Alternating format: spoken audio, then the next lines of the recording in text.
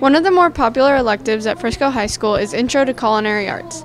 Along with picking up information that can lead to a career, students can also learn to cook dishes from scratch like rainbow bagels, pizza, and fettuccine alfredo. When you think about making pasta, I think it sounds a lot harder than it is. The pasta, we had to make all of the dough from scratch, and we had to knead it and put it through the pasta machine.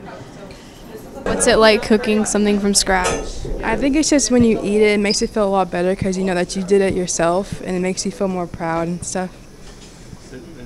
What was the hardest thing about creating pasta from scratch? It was kneading the dough. That took a long time, and you have to make sure you get it right. You can't get it too sticky or it won't go through the pasta thing. Cooking a pasta dish from scratch, it's very interesting because we all get to improvise if we mess something up. It's really just interesting to make it yourself so you can make it at home and see things in a new way. Learning how to cook is also a way for students to prepare for life on their own. I didn't know how to really cook, and now I do, so I love it. Before, I didn't really know about how to make a lot of these things or certain techniques for cooking. I didn't know how to cut things before, and I've learned how to properly cut things without cutting myself. If you are interested in a career in the food service industry, the FHS Culinary Arts class also covers safety and sanitation and the Serve Safe curriculum. That can lead to a certification in culinary arts and advanced classes at the CTE.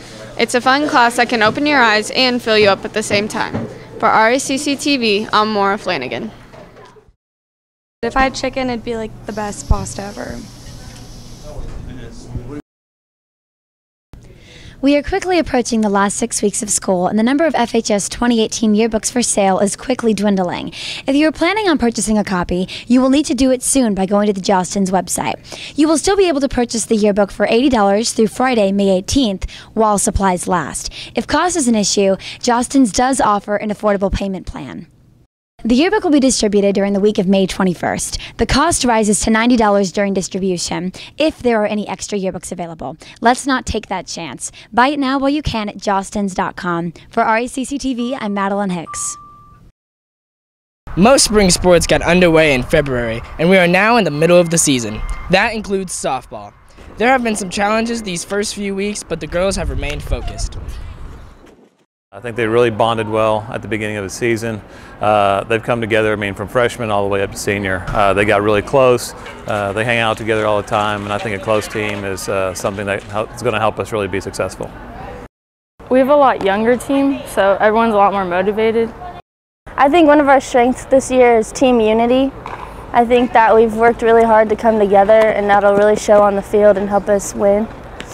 The girls practice every day before and after school because they have a tough schedule to maintain. Our biggest challenge would have to be Wakeland because they have a solid team this year. Wakeland, because they have a D1 pitcher that's pretty tough to hit off of, so that's our biggest competition. The players really love the game. Most have been playing since elementary school. I mean, it's just been in my family for a while. I mean, my mom played, and my parents love it. My sister played, I played. Like, it's just in the family. So I love it a lot, so yeah. They love playing the game, and they love playing for people, and I mean, that can be all the difference in the world when you got your fans out there and they got your back. That can be the difference between winning and losing a game. Coach Polar knows how to make it fun, but still put in the work. When the girls play at home, you can catch them at Jerry Cotton Field next to Staley Middle School. Like all sports, a crowd in the stands can help a team get fired up. Let's go out and support our Lady Raccoons. For Racc TV, I'm Jacob Poole. March Madness has captivated the viewers since 1939. Today, 64 teams play until one comes out on top. Who's your choice for winning it all in 2018? Who'd you have winning your bracket originally? Well, I originally had A&M winning my bracket, and still got them because, you know, they beat UNC, and they're really good. All right, thank you. UNC. Who do you have winning it now? Probably Villanova. Initially, I had Virginia winning it all, but probably right now I'd say Kansas. Loyola. Yeah. Who do you have winning it now? Still Loyola.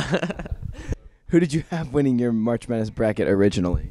Well, I always go with the Dallas Cowboys for everything, so I had them in my Final Four. Since they're out, who do you have now? I'm going to go with their sister team, the Dallas Mavericks.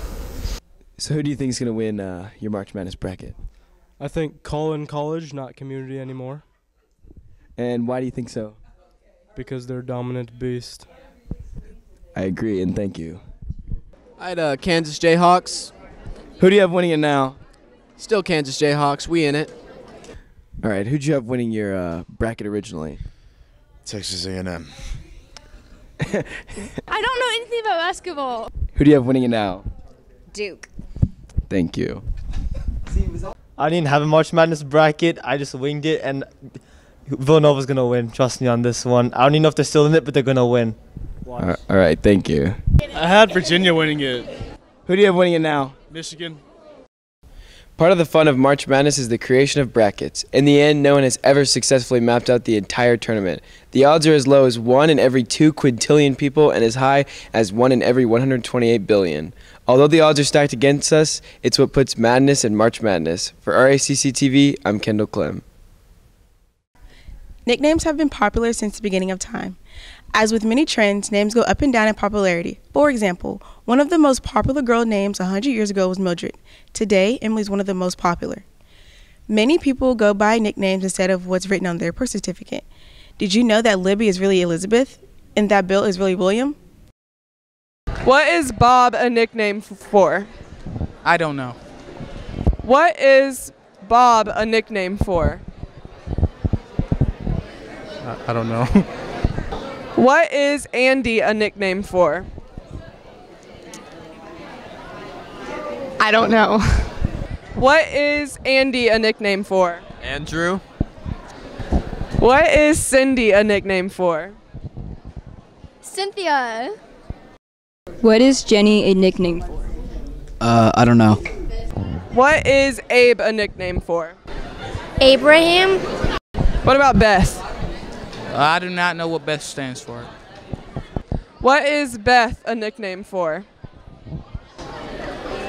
Bethany. What is Becky a nickname for? I don't know. What is Becky a nickname for? Rebecca. What is Lexi a nickname for? Alexis. What is Billy a nickname for? I don't know. What is Billy a nickname for? William. What is Libby a nickname for? Elizabeth. What is Jack a nickname for? Jacoby. What is Becky a nickname for? I don't know that either. I don't know. From the four corners of the world, names have been passed down and turned into nicknames. They are special and a part of every one of us. What is your nickname? For Racc TV, I'm Bree Key. By the way, Bree is a nickname for Brianna. What is Chuck a nickname for? Chuck Norris. You're right.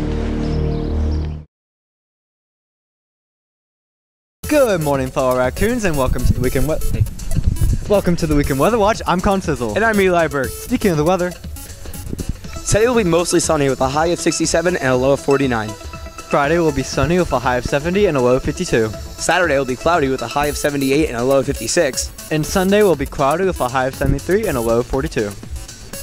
Hey Eli, how many apples grow on a tree? How many, Connor? All of them. Get it? Because apples, they all grow on trees? Yeah, I get it. Oh, okay. Why do I keep asking? Never say that again. Okay. Today, our girls soccer team has their first playoff game at 6 p.m. at McKinney High School against Prosper.